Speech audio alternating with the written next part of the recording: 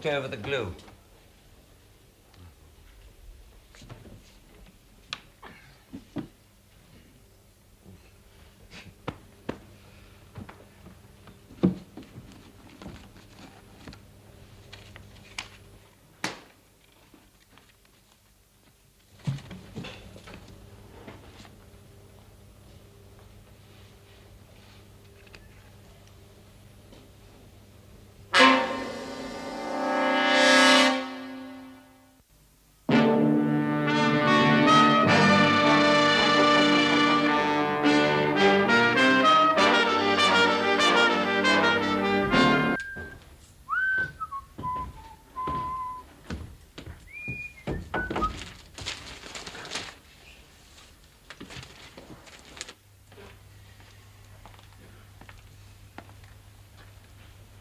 Belot? Patron. Morning, Patron. No, sit. Finish the game. Your customers? No, Where are they all? I think they must be sleeping off their New Year parties. Belot. Oh, no. Turn up the fire. It's cold in here. No point. Come in here. Shut the door. I see they got snow in the north. Mm-hmm. We're in business. Yes? Inspector Maigret. You filled in the form? I'll get you one. We're in rather a hurry. So we. No, we're not, Luca. What does he want? I want you, Inspector. Well, here I am. All right, Luca. The point. Fill that in for me. What's wrong? I'm in a hurry because I have to go to work. I said I was going to the dentist and would be half an hour late. Well, let's begin with your name. Xavier Martin. Xavier Martin. I follow all your cases in the paper. Yes, too.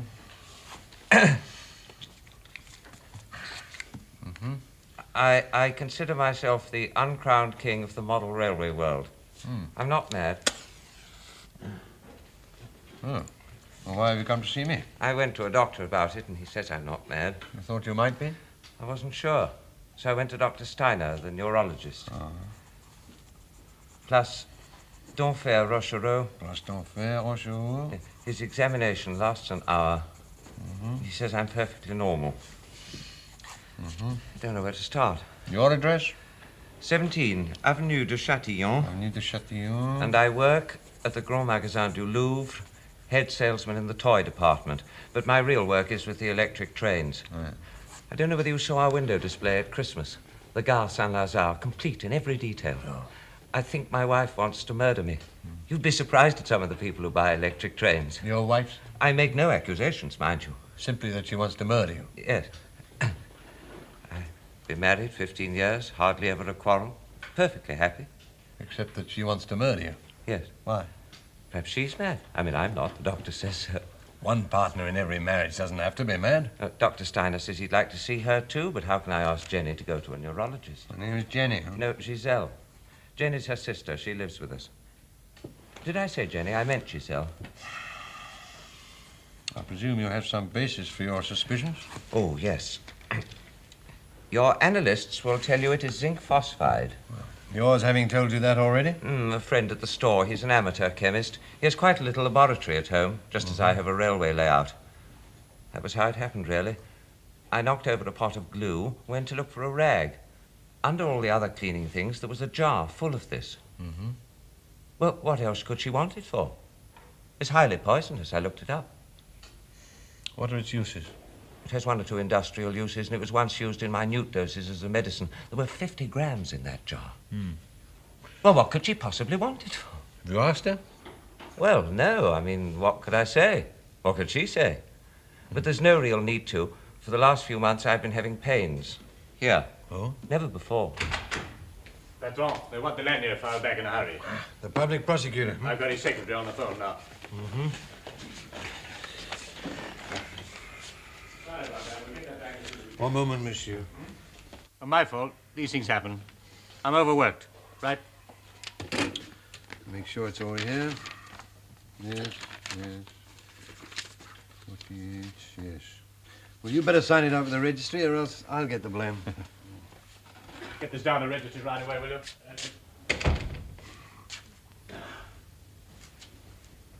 No point! Where's he gone? Have you seen him? He just went out, said good morning to me as he went past. I thought you'd finished with him. Oh. Shall I go after him? Yeah. No. No, if he doesn't want to talk to me, I don't want to talk to him.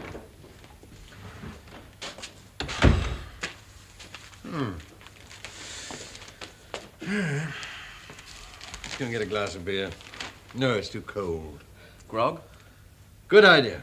Shall I send down for it? No, it's always tepid by the time it arrives. I'll go over to the brasserie. Right. We'll both go over. You'll need a coat. Oh, I'll be all right. You will not be all right. You'll catch a cold, and then someone else will have to do your job. Bertrand, Huh? someone else to see you. Ah, there would be. Madame Xavier Martin. Sure then. What shall I do, Petrol? Go and have that grog, but don't be too long about it. Right. Will you come this way, madame?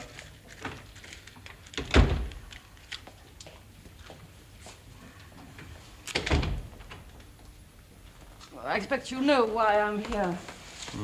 My husband has just been to see you. Did he tell you so? No, I saw him come in here. You followed him. Yes. You may smoke if you want to. Oh, thank you. I smoke far too much. I ought to give it up, really. I don't mind a pipe if you really want one.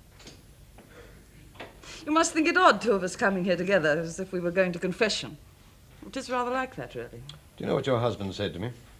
That I'm trying to poison him. Are you? No, of course not. I know why he thinks so. I know him very well. I've known him for 15 years. He was a peasant brought up by foster parents on a farm. He's worked his way up from nothing to the position he holds today. He really is an acknowledged expert on electric trains. I hope you didn't laugh when he told you that. Well, after all, nobody makes fun of people who design corsets and brassieres. Do you have something to do with those? Well, what woman hasn't? As a matter of fact, I sell them. But about Xavier, he really does work terribly hard, and over Christmas his job seems to get on top of him. He feels inadequate. Lately he's begun to worry about some of his assistants being after his position. Are they? No, of course not. I told him he was becoming neurotic, but I didn't realize how bad he was until he started suspecting me. Did he tell you of his suspicions? As good as. He looked at me the other day and said, "You'd make a beautiful widow, wouldn't you?" Well, he keeps harping on it, about the wonderful career I'd have without him. He changes his cup for mine. Makes me eat the first mouthful of food. Keeps hunting round the kitchen. And he says, the doctor says he isn't mad. Dr. Steiner. Yes, he went to see him a few days ago. Came back looking very pleased with himself. Oh, and he said, whatever you do, someone will know all about it. That's you. Mm-hmm. Well, why have you come to see me? Do you want him certified? No, certainly not. Well, I must get to work. You're not in the same shop as he is? Oh, no, I work at Maison Harris at the Rue Saint-Honoré. Oh, Maison Harris. It's one of the best lingerie shops in Paris. Do you have any staff, haven't you? No, there's only me. I work directly under Monsieur Harris. His real name is Schwab. He gives me a percentage of the profits. So you do quite well. Not bad. You have a maid at home? Why? You must be out all day. Oh, my sister looks after the house. She's been living with us since her husband died. Her name? Jenny? Do you love your husband? Or would I be here if I didn't? Where'd you meet him? At the shop. His or yours? His, of course. I used to work there when I first came to Paris. You came from? Rouen. Alone? What a question, yes. As a matter of fact, I did live with a young lawyer for some time, but, well, didn't work out. Do you make more money than your husband? Yes, now. Does he mind? He's used to it. We live a quiet life. I see. And you're not prepared to sign a formal application to have him examined by a mental specialist? No, certainly not. Well, that's all. Do you use zinc phosphide? Yes. What for? Rats? At home? No, at the shop. The Rue Saint-Honoré is an old street, and they've become a plague. Oh, I did take some home once because we had some in our backyard. Is that it? Is that what's worrying him? Oh, how silly. You never told him? Oh, I don't know. I may have. Anyway, this explains it all. I'll tell him tonight. Oh, no, then you'll know I've been to see you. Which you also don't propose to tell him? I don't know. I don't know anything anymore. I came here to ask for help, and all you do is ask me questions as though I were a suspect. If you were a suspect, you wouldn't be going now. Good morning, madame.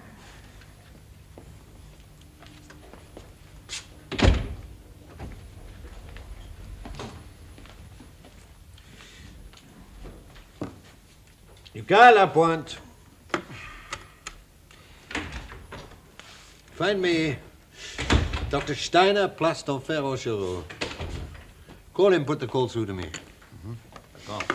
Who smells of rum? Me, Bertrand. You said I could. Oh, yes.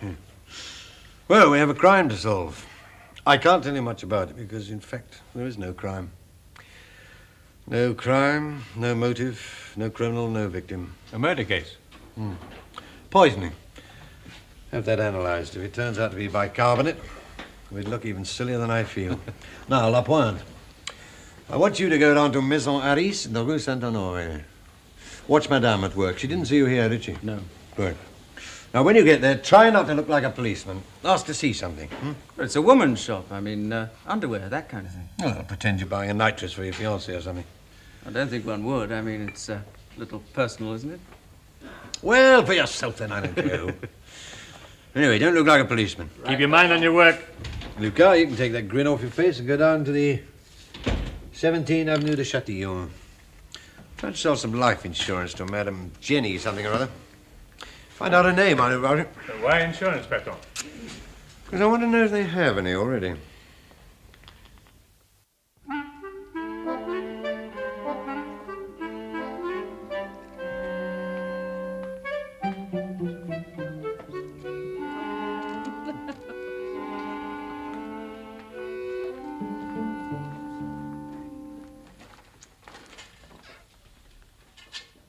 Monsieur?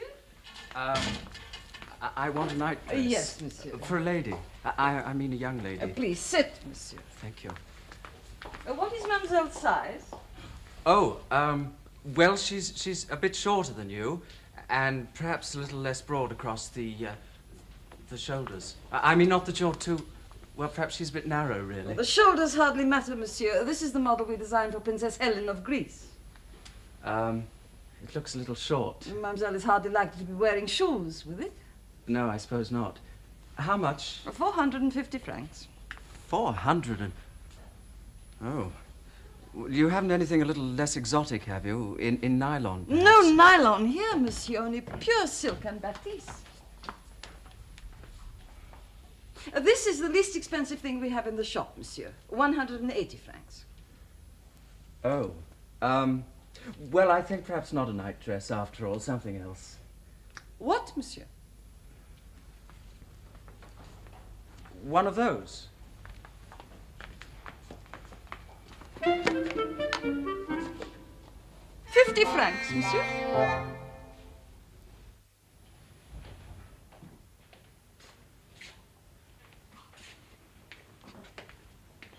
Which is Monsieur Martin's house? Can you tell me? Over there, monsieur, number 17. Ah, thanks. Do you know him? Well, we've done some business together. More than I have. He never comes in here. Doesn't drink. Right, thank you.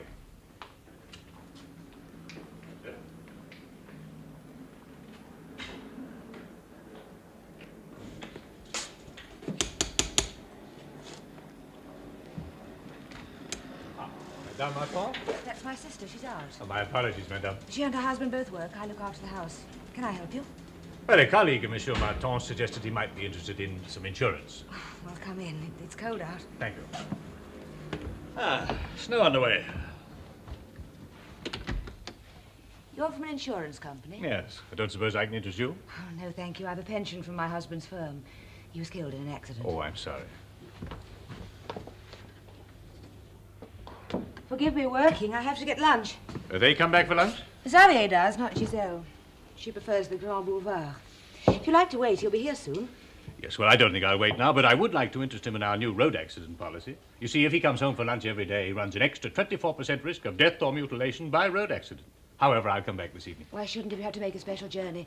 I happen to know they're both insured already. Ah, well, sometimes that little extra cover makes all the difference between anxiety and contentment. Their policies are quite a lot. 10,000 each. 10,000. Against accident? Death. I see.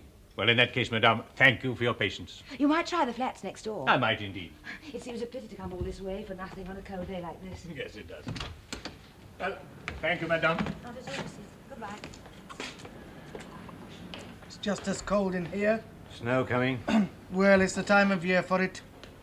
As long as it doesn't stop the Ream Dijon match. Cover door, please. Monsieur. Who'll win? Reem. And they'll beat Lyon. Are you going to it? Going on to support his bust.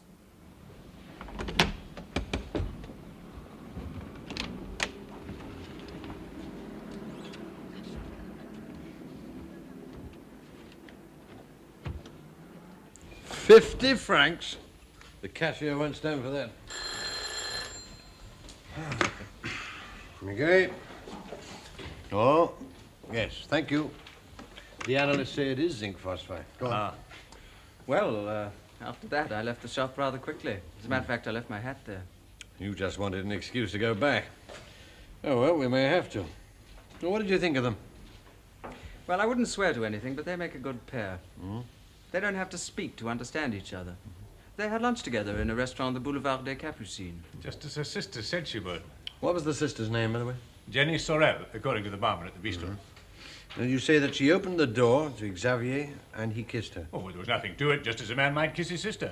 She is. Oh, no, his wife's sister. Yes, well, I mean, there's And no... you're going to say it's the same thing, and he's not. Well, I seem to spend all day doing nothing and getting nowhere. Let's all go have a drink and go home. Yeah, and you have to say those words. Maigret! Oh, he is? All right, bring him in. My friend is back again. Xavier? Yes, to see me. Now, Lapointe, I want you in there with the door ajar. I want this interview taken down. Right, I have someone downstairs, ready to follow him when he leaves.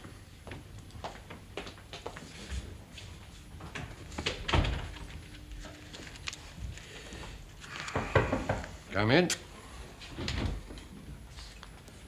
Do forgive me for coming so late. I couldn't get away earlier.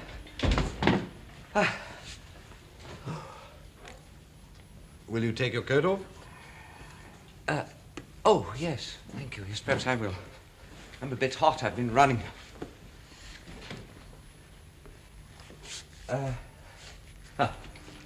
Sorry about this morning. They're strict at the shop. I was afraid I might be late. I'd have rung you up early. We're not allowed to make private calls. I think I'm getting a cold. My wife's been to see you, hasn't she? Yes. What did she say? Here, Monsieur Martin, we ask the questions. I'm sorry. Are you lodging a complaint against your wife? No, what good would that do? Where's my proof? You don't believe a word I say, do you? I wish you'd stop asking questions. Well, it's no use my answering them if you're not going to believe me. I don't suppose you've even analysed that powder. Yes, we have. Zinc phosphide, Rat poison. which she brought home from the shop because I complained about rats. Absolutely true. But that doesn't make any difference. Why didn't she tell me she brought it back? Perhaps she forgot. Oh, Giselle never forgets anything. No, mind you, I can see it's awkward for you. I might be lying. She might be lying. We both might be lying. You might, indeed. This business of my going to a neurologist of my own accord it's hardly the act of an entirely sane man. Or am I just trying to create an impression of neurosis? It's so hard for you to know. Well, make it easier. And she must have told you all about how neurotic I am. How I suspect the assistants at the store and all that sort of thing. Do you? Yes, and rightly too. Oh, and I do more than that. When I can't find something at home, I stamp my feet and burst into tears. Often. Did you tell Dr. Steiner that? Of course, I told him everything. He asked me questions you'd never dream of. Well? And I'm still not mad. But still convinced that your wife wants to murder you. Utterly. And you don't want an inquiry? Useless. Or protection? How would you do that? Hide in the teapot? Hide in the... Do you drink tea? No. Now, why should I hide in the teapot? You couldn't. But why a teapot? Because we drink a tisane at night. An infusion of Chinese anise. You make it in a teapot. I think that's where the poison will be. Well, if you don't want us to do anything about it, would you mind telling me why you came here in the first place? So that you'll know. So that if anything happens to me, you won't think that it was an accident or natural causes.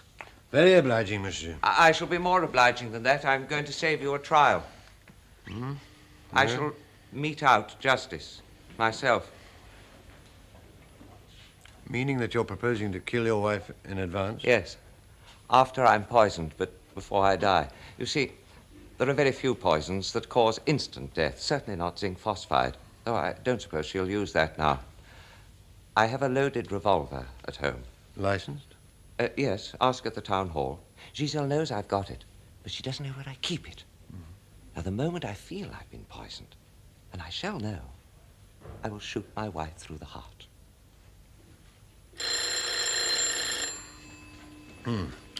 Sit down a minute, will you? Yes.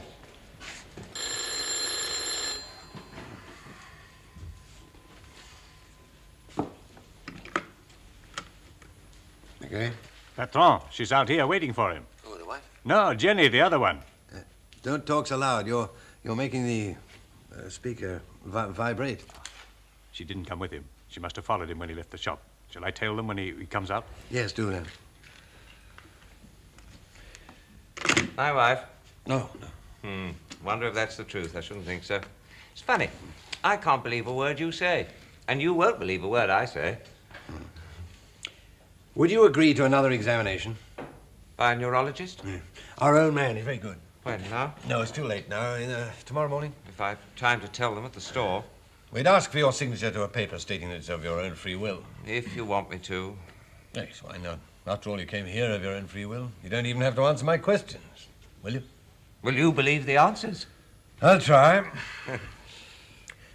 Do you love your wife? No. Did you ever love her? I thought I did. Do you mind explaining just what you mean by that? No, not at all. You see, there was very little time for company when I was a young man. There was so much reading to be done if I was to better myself. So that you really had nothing to do with women until you met your wife? Only what you can imagine, more disgust than pleasure. Well, when I met Giselle, I saw her as the ideal woman. And that was what I loved. The word couple. It was a marvelous, marvelous feeling for me in those days. To be one of the halves of a couple. It was what I dreamed of. Did she love you? I thought she did, for a time. When did you finally decide that you'd made a mistake? About 2 years ago. Just about the time that your sister-in-law came to visit you. That's so. Why should her arrival change your mind? Well, until she came, I had no standards of comparison. Go on. Well, I wasn't always happy at home, but I told myself I was as happy as anyone else. That Giselle was a woman and that all women were like that. Like what? Greedy, selfish, false, cold. Oh, I persuaded myself that women who weren't were just putting on an act. You see, like everyone else, I'd always dreamed of a certain kind of love, of union, fusion. Then I decided it didn't exist. So what have you against your wife? This is really in very bad taste, isn't it? Still, never mind. I don't want you to draw the wrong conclusions. Giselle's eye has always been on the next rung of the ladder. First on the young man who was to bring her from Rouen to Paris. And then when she found life difficult as a single girl, she decided to become a married woman. Now she'd like to be a rich widow. I suppose you know all about the 10,000 insurance. And about Monsieur Schwab at Harris's.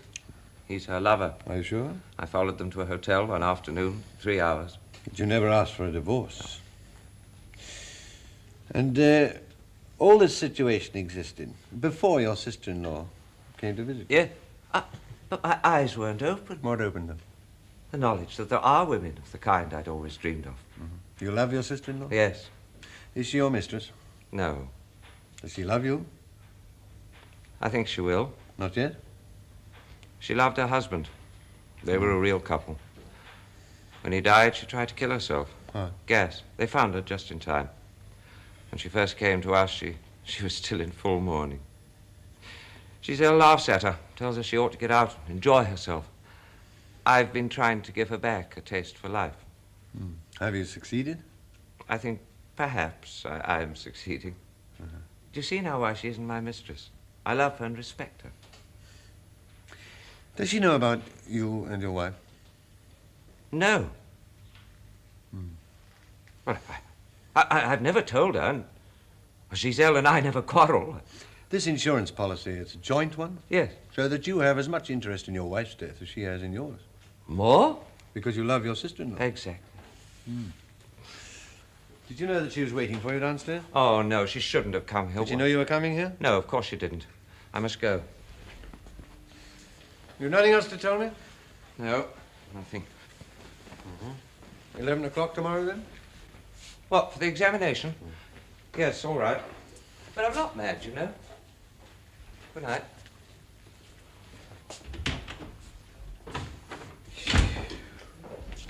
What an interview. Do you want all this typed? No, not yet. Let's hope we never need it. What did you think? I think he was lying at the end. Ah, when she said that, when he said that she wasn't in the know. Yeah. I wonder.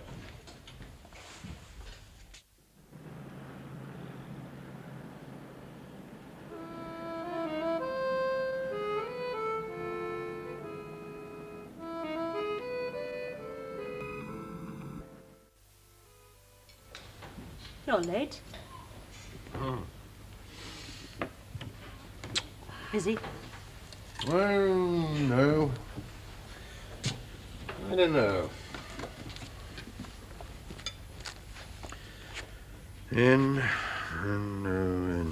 Any neurosis. 5.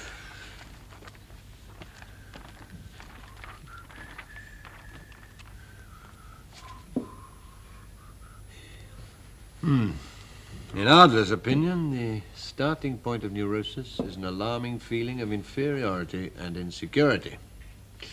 A defensive reaction against this feeling leads the patient to identify himself with an imaginary ideal. What do you think? Oh, I really couldn't say. Neither can I. I suppose Freud has another opinion, Jung another. Which shall I hold? Oh, why don't you have an aperitif, and then I'll bring the dinner in. Good idea. We'll both have aperitifs. For a change. A couple of aperitifs. A couple. When did you first take my arm? Your arm? Walking along as though we belonged to each other. When? Why don't you remember? Oh, yes, I remember. I remember exactly. We've known each other for 3 months. The week before, you kissed me, and after that, you kissed me every night at the same place. One Tuesday night, you took me to the Opera Comique. They were doing Carmen. I wore a blue taffeta dress. On the way to the car, you didn't hold me, and you only gave me your hand to help me into the taxi. After the theater, you asked me if I was hungry. We walked towards the Grand Boulevard to find somewhere to eat, and I pretended to stumble because my heels were so high. And I put my hand in your arm. I felt I'd been so bold I began to tremble. But you were very sensible and pretended not to notice anything. When was the next time? When we came out of the restaurant, I did it without thinking. I've done it ever since. Became a habit. Yes. But a very nice one. I'll go and get the dinner.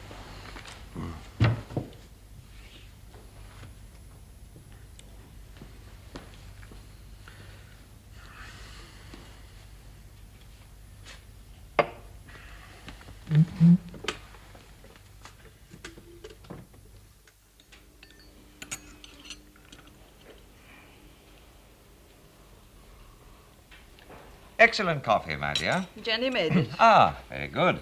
More? No, thank you. The pitcher only makes one journey to the well at a time. I've eaten well today. So have I. What about you, Jenny? Yes, thank you. Did you lunch here? Oh, you ought to go out more. There's no point in hanging around the house when there's nothing to keep you.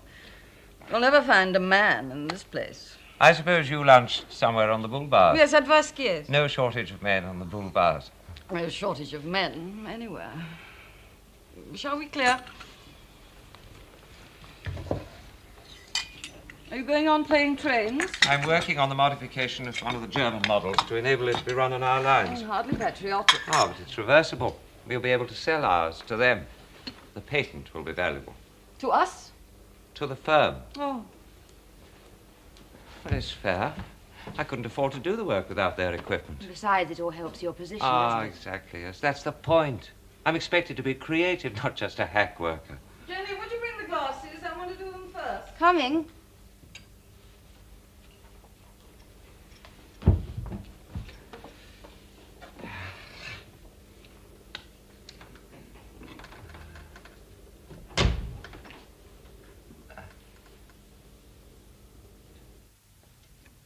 Well, there it is. There's nothing to go on, really. The public prosecutor certainly won't back us up over this, but I just feel uneasy all night if someone isn't watching that house. We better split the watch. You do the first half. Huh? Well, you're older than I am. All right, Sonny, relieve me at 2. What are we watching for? Anyone leaving, singly or otherwise? Sounds of quarrelling, anything unusual? If we hear anything, do we go in? No, telephone me. I'll be at home. And if anyone comes out, do we stop them? No, follow them, and again, phone me. My pension's safer than yours. I wish I hadn't told Martin that his wife had been here. So, we can only wait. Good night. Night, Good night, Petro. Petro. I hope I don't hear from you.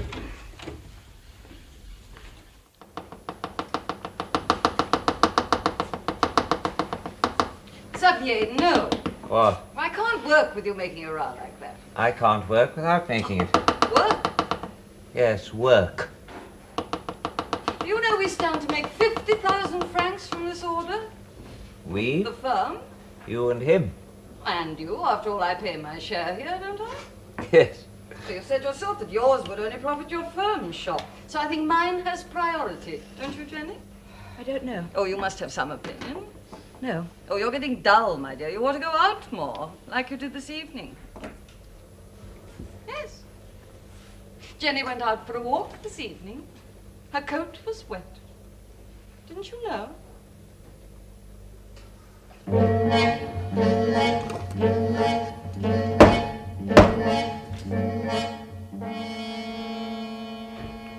You could almost watch from here. Not after a few of these. Where will you wait? There's a small yard round the side. You can see the main room, the 2 bedrooms, and the bathroom upstairs from there. That's where you'll find me, there or here. Right. What time do you shut? When I like. Are you police? Yeah. I thought you were earlier. Is it Maton? At the moment, it's nobody. See you at 2.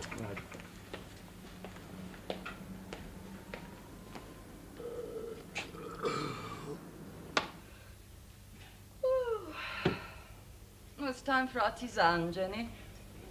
I'll make it. We mustn't keep Xavier out of his bed. That would never do, would it? You like your sleep, don't you? I get tired. I wonder what it is that makes you tired. Life? Love? What? Work. Oh, your trains.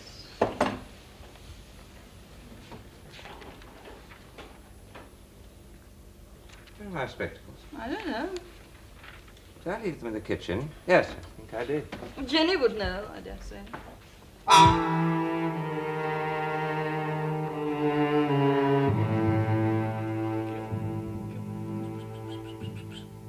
Come on, Puss. Come on.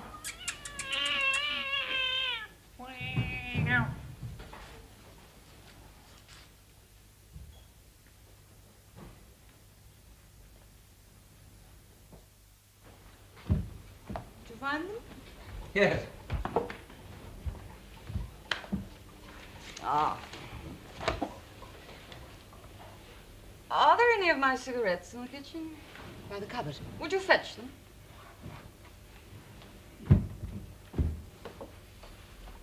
You might say, please. She's my sister. You don't have to be polite in family life, so of course you'd hardly know, would you? Your tisane. It's all right. You supervised the making of it, didn't you? Yes, I did. Thank you. Yours? Cigarette? No, thanks. Jenny?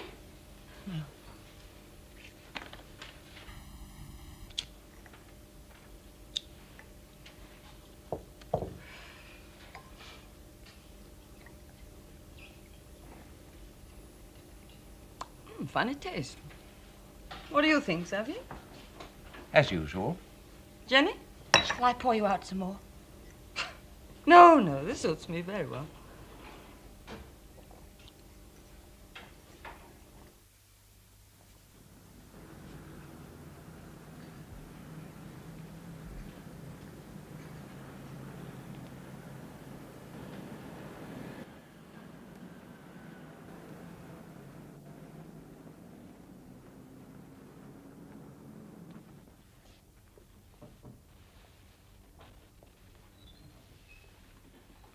You know I feel awful about this. You ought to have my room. I should sleep down here. I don't think that's the way it should be at all. Can be no other way. Jenny, my darling, it will. It will. It will.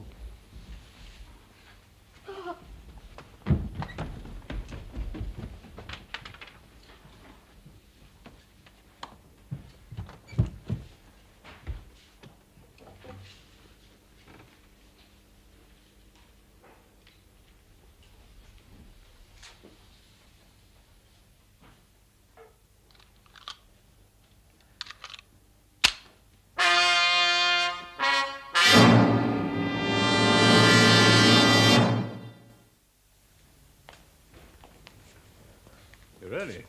I couldn't sleep. You better go and get a grub. You need it. Right. Anything happened? Ah, they're all asleep. Lights are all out. No, they're not. Something's happening. The bathroom. If anyone looks out. Yeah.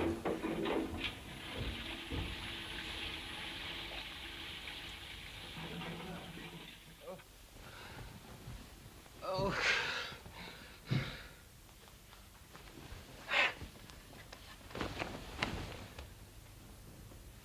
Oh. Oh. Yes. Oh. Oh. Oh, yes. Oh. Oh. Oh. Oh. Oh. Oh.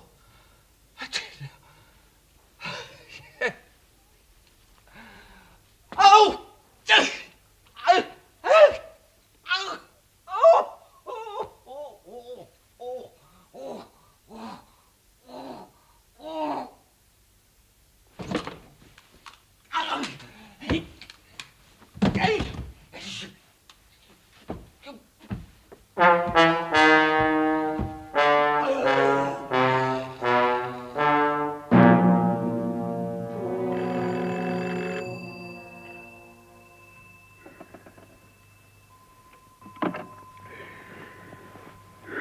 Huh? Huh?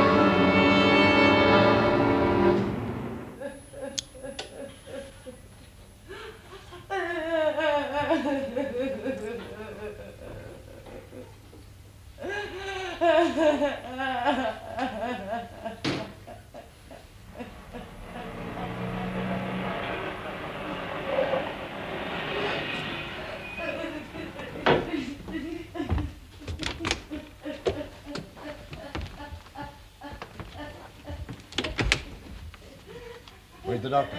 Lucas telephoning for him.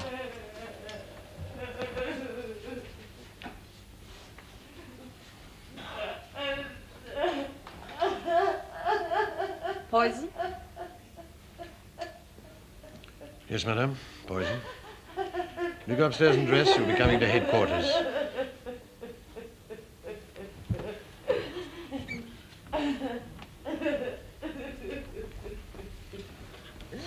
You too, madame. Go up and dress.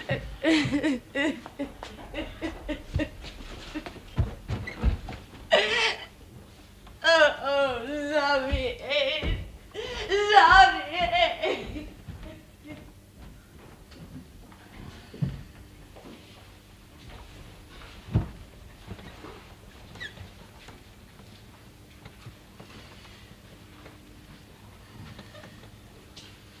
What happened? Well, the lights went on. Down here first, Then upstairs, Madame Martin's room. For a long time, nothing happened. Then she came out. She was going to telephone, she said. Well, I came in, got a man off his beat to call you and Lucas, and held him here. Have we questioned them? No. Right. The sister-in-law cries all the time. The wife looks at his body as if it were a rug.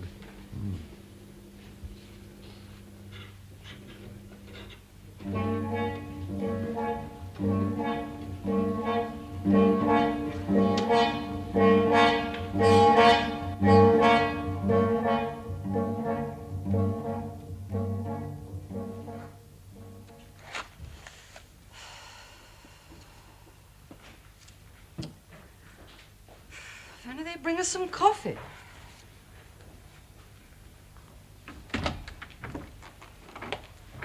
Inspector Maigret will see you now, madame. No, Madame Martin. Will you wait here, please? Madame Martin, will you come this way, please?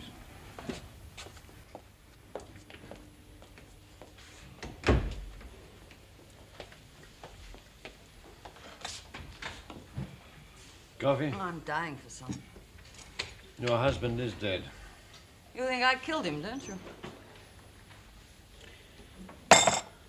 Tell me what happened. What do you want to know? Everything. What time did you come in yesterday evening? 8 o'clock. I was last home. We had dinner. What did you eat? Ham, salad, pears, cheese, coffee. Did you notice anything unusual? My sister'd been out. Her coat was wet. Who did the washing up? I did the glasses. She did the plates and so on? Yes, it's her way of paying her share. Once I'd started her off, I came back into the sitting room and got on with my book. What are you reading? My order book. Xavier was playing about with his trains, as usual, making a fearful noise. Jenny came in, she read for a bit, and she went out into the kitchen. Xavier followed her. Why? Oh, he followed her everywhere, like a dog. Was he her lover? I shouldn't think so. Go on. And Xavier came back, and Jenny, with the 3 cups of tisane, she put them down in front of me. What was your husband doing? Oh, playing with his trains, as usual. With his back turned to you? Yes. And Jenny went into the kitchen to get my cigarettes, and I changed my cup for Xavier's. You did what? Change cups. Well, I often did. I never knew what he might get up to. But yesterday morning you utterly refused to have him certified. Well, he was alive then. And your insurance policy is invalid in the case of insanity. Yes, as a matter of fact, it is. So I wouldn't want him certified. No, you'd want him. Oh, never mind. You changed cups and then? Drank, said good night, went to bed. You drank his, and he drank yours? Yes. Do you know who went to the bathroom at 12:15? I did. To be sick, I'd been poisoned. You'd been poisoned? Yes, I woke up feeling dreadful, so I went to the bathroom and put a finger down my throat. After drinking from his cup? Yes. Has your sister complained of sickness? No. And she drank all her tisane? Yes, every drop. Have you anything else to tell me? Well, I saw him die. You saw him die? Tell me about it. Well, I heard him, actually. It was after I'd gone to bed. I heard him moaning and thrashing about. Then I heard a loud thump, so I came down. There he was, lying on the floor. Trying to reach the pistol. I think he meant to come and shoot me, but the poison overcame him. And what did you do? Nothing. He was trying to reach for the gun and mouthing things at me, but he couldn't really speak. And he gave a sort of moan, went rigid, died. And then? Well, I had to think things out. I knew what you might say. In the end, I decided to go for help and found your detective on the doorstep. Where was your sister? In her room. All the time? Yes. And he made an awful noise. She must have heard. Yes. You did not love your husband? No. I quite liked him. Do you love Monsieur Harris? Oh, you keep using that word. It doesn't mean anything. We get on together. But you never thought of getting a divorce to marry him? Of course not. He's got a rich wife. We need her money in the business. So no divorce. Did you ever think of killing your husband? If I had, I wouldn't be here now. You might have been. Unfortunately, you didn't kill him. Luca, Madame. stay with Madame for a moment. I may need a word with her later. Will you come this way, Madame, please?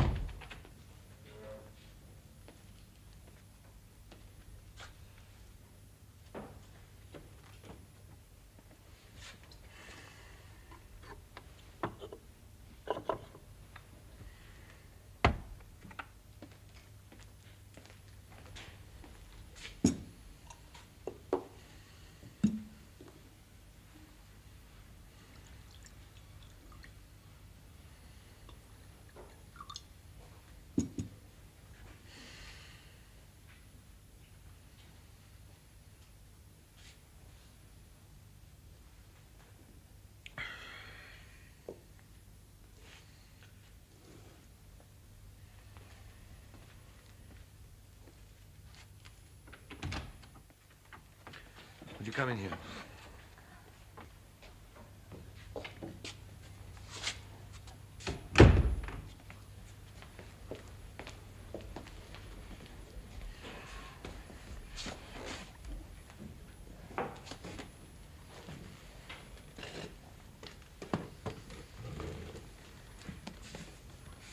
You want to tell someone, don't you?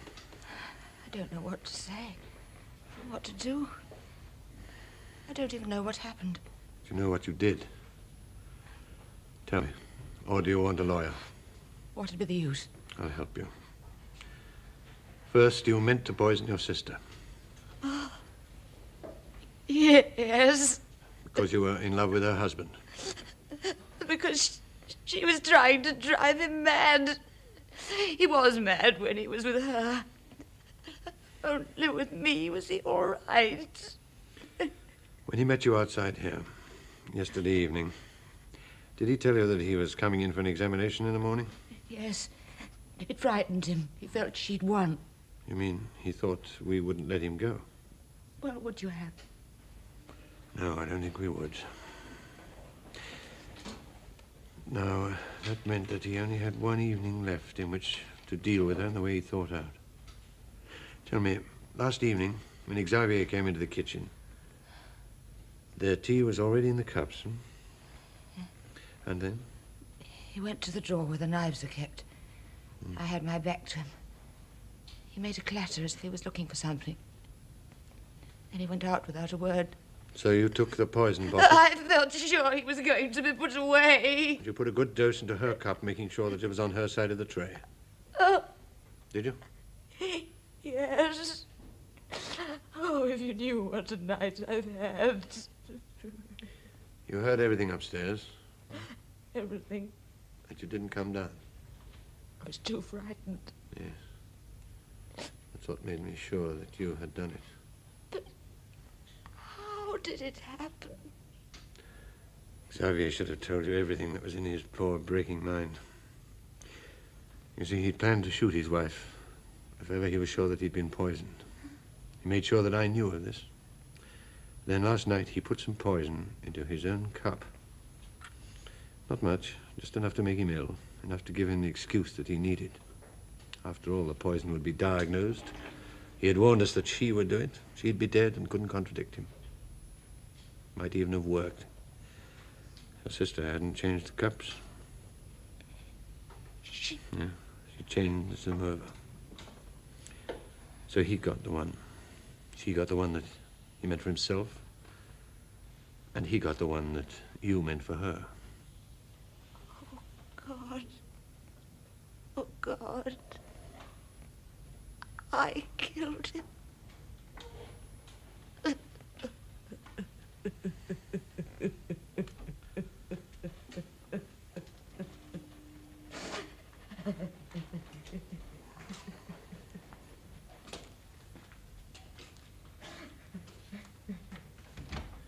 La pointe.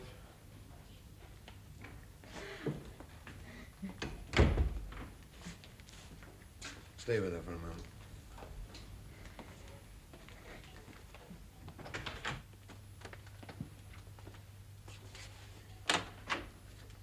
You may go.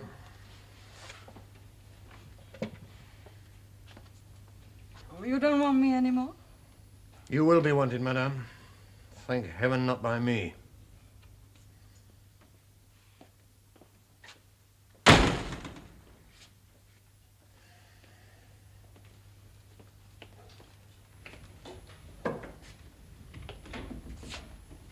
Take it down.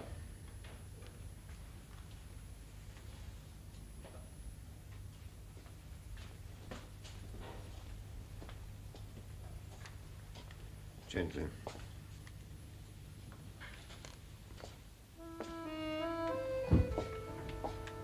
The November night in Paris had the heaviness of damp leaves and dim street lamps, a kind of silence that seeps into the walls of the police headquarters. Inspector Maigret sat at his desk, the glow of a lamp spreading across files, when the door opened hesitantly. A frail figure entered, holding his hat in both hands as though afraid it might slip away. His name was Xavier Martin, a toy salesman, and he looked more like a man returning from a funeral than someone on his way to tell a story. His eyes shifted nervously, his voice cracked, and he confessed to Maigret something extraordinary. His wife, Giselle, was trying to poison him. The words at first seemed the product of paranoia. Many men came with complaints about wives or neighbors. Few insisted with such trembling certainty that they were being killed slowly in their own homes.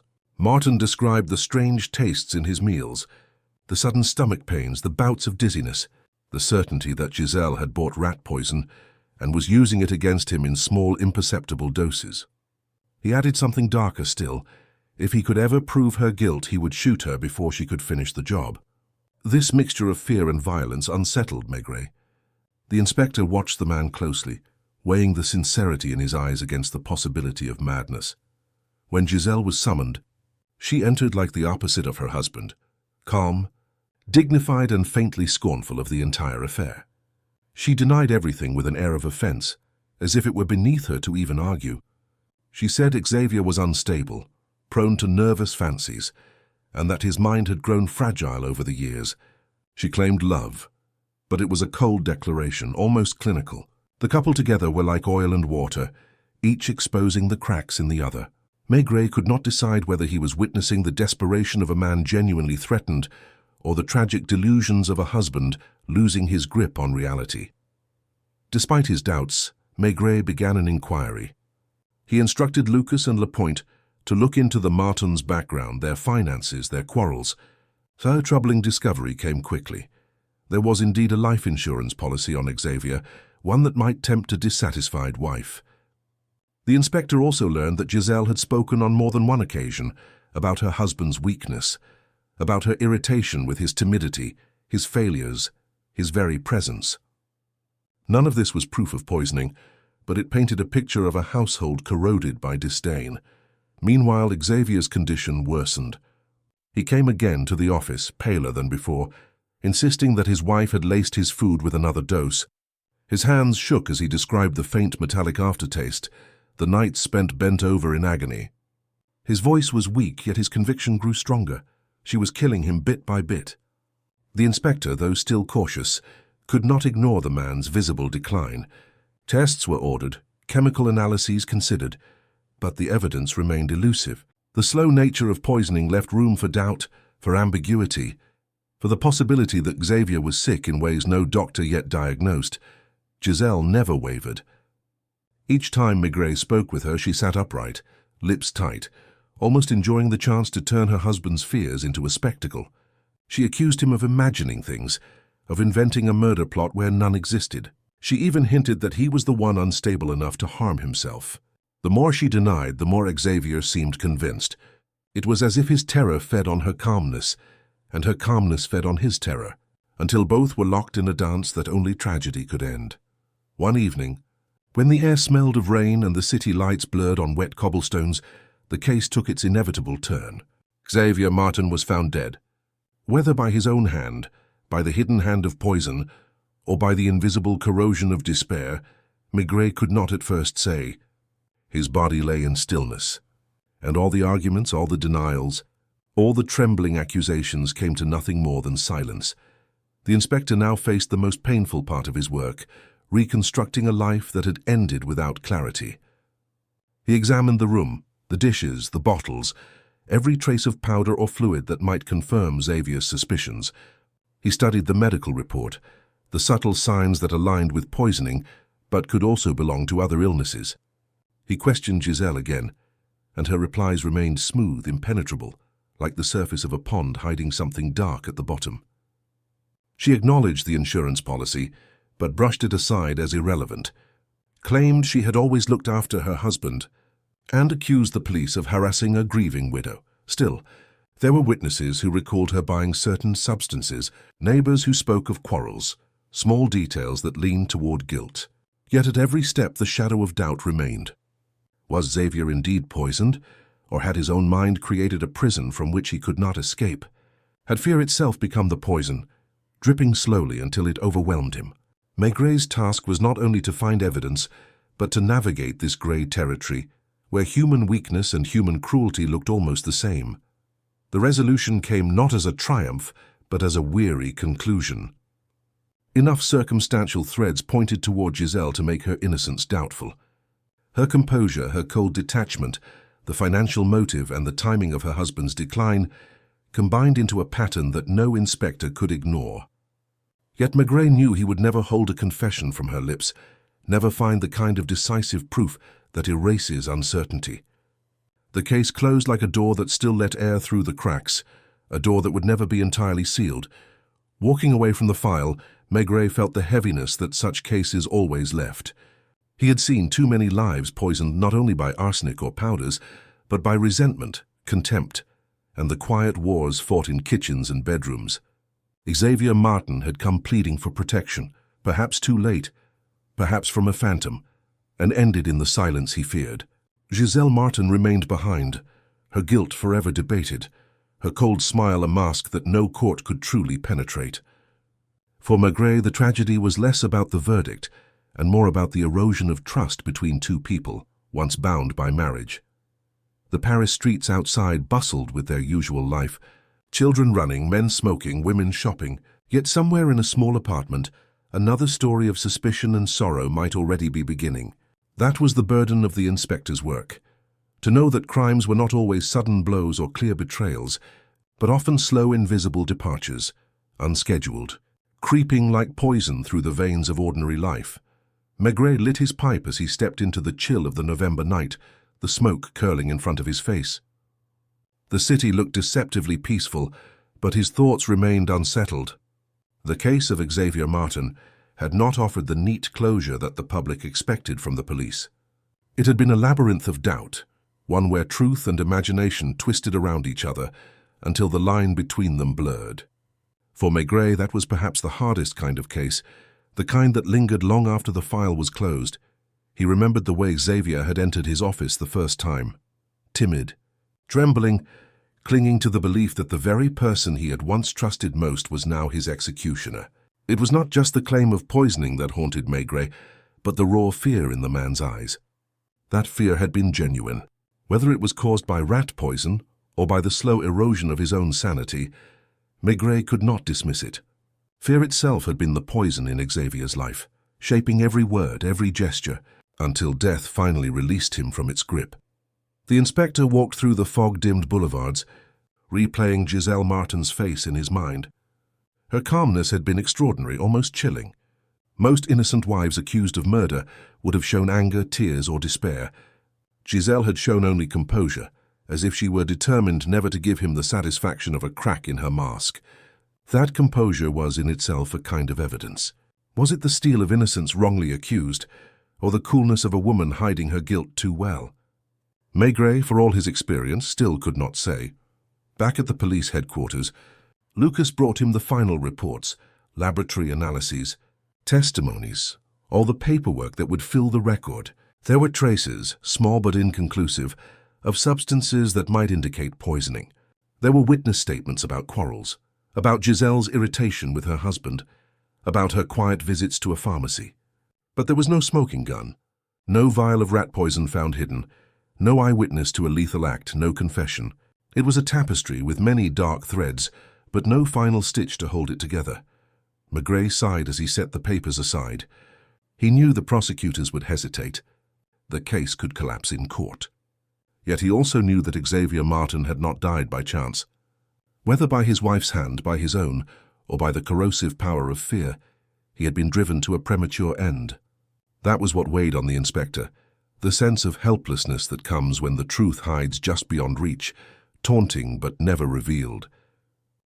The following day, Maigret paid one last visit to the Martins' apartment. The rooms felt airless, as if the life had been drained out of them along with Xavier's last breath. Toys from his trade were scattered on the table, little trains, miniature tracks, half-packed boxes. They looked innocent, childlike, yet in the shadow of his death they felt ghostly, as though mocking the fragility of the man who had sold them. Giselle was there, dressed in black, her face pale but still unreadable. She greeted the inspector with a faint smile, neither hostile nor warm. "I suppose you've come to see if I've changed my story," she said softly. Maigret did not answer immediately. He studied her, as he had so many times before. Her eyes were steady, unflinching. There was no tremor in her hands, no crack in her voice. She could have been a woman of complete innocence or of complete guilt. That was the riddle she embodied. "I came," Maigret said finally, "because your husband believed he was dying, and he believed you were the cause." She lifted her chin almost proudly. "Belief is not truth, Inspector. You of all people should know that." Those words lingered with him long after he left. They encapsulated the entire case. Belief without proof, truth without certainty, fear without resolution. In the end, the law demanded evidence, but life was lived in the shadows between suspicion and fact. Walking back toward the Seine, Maigret felt the ache of weariness. He knew there would be another case tomorrow, another sorrow, another unscheduled departure. But Xavier Martin's eyes would remain with him, a reminder that sometimes the greatest tragedies were not the ones solved with handcuffs and verdicts, but the ones left behind in silence, forever unresolved. The river glistened under the lamps, a ribbon of dark glass flowing steadily through Paris, carrying away the secrets of the city. Barges drifted slowly past, their lanterns flickering like tired stars. Maigret paused at the parapet, pipe in hand, and stared at the current. He wondered how many stories the river had swallowed, how many confessions it had heard in whispers at midnight, how many lives it had seen vanish without explanation. The Martin case was just one more among countless others, yet it pressed upon him with peculiar weight. He imagined Xavier pacing his apartment, listening for the scrape of a spoon in a cup, suspicious of every meal, frightened of every shadow that Giselle cast across the room. He thought of the man's hands, trembling as he held his hat in Maigret's office, begging for protection. Those hands had sold toys, trains, cheerful little machines built for children's joy, yet they had never known peace in the final months.